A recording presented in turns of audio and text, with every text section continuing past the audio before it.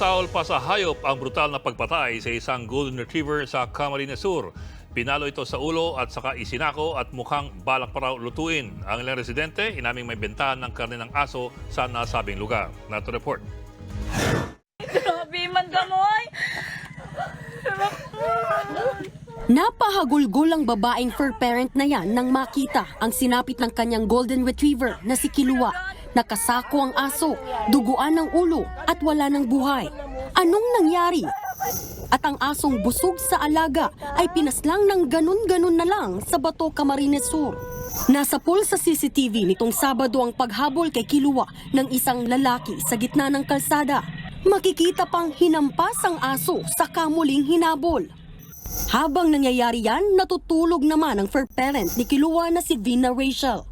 Ipinagtataka niya raw kung paanong napunta sa labas ng kanilang bahay ang kanyang aso. Nakalak naman po yung gate namin, kaya imposible pong nakalabas.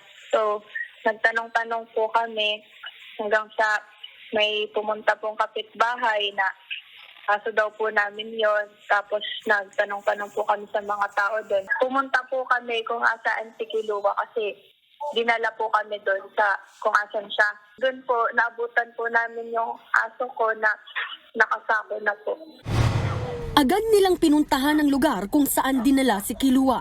Doon nila natagpuan ang nakadudurog na pusong sinapit ng asong higit 3 taong fur baby ni Vina na itinuturing na niyang pamilya. Pamenta nakasako. Siyempre, nakasako na ta. Tinigbak na lang mo. Pasiguro man kami. Tako na nga ni mga Grabe man ay.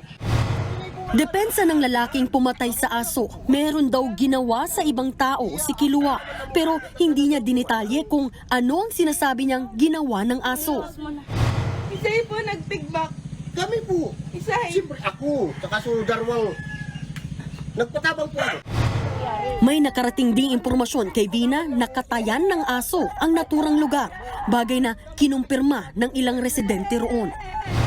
Oo, masarap na. Oh, may nagtitinda dito, Nay. Yes. Sa Santiago, mayroon. San Rafael, meron. Ayon kay Vina, posibleng binalak lutuin si Kilua. Nagpa-blotter na si Vina sa kanilang barangay at sa PNP. Sabi ng barangay, merong dinambahang matanda ang aso. Habang tinutulungan niya, ginagakmaldan siya, kinakagat din siya Aha. ng aso. Okay.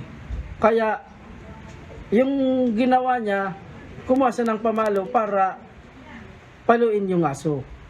So, in good faith naman sana yung pagtulong, kaya lang hindi niya napigilan na yung aso paluin na kung saan yun ang naging dalang kaya namatay yung aso. Sisiguruduhin daw ni Vina na may mananagot sa pagpatay kay Kilua.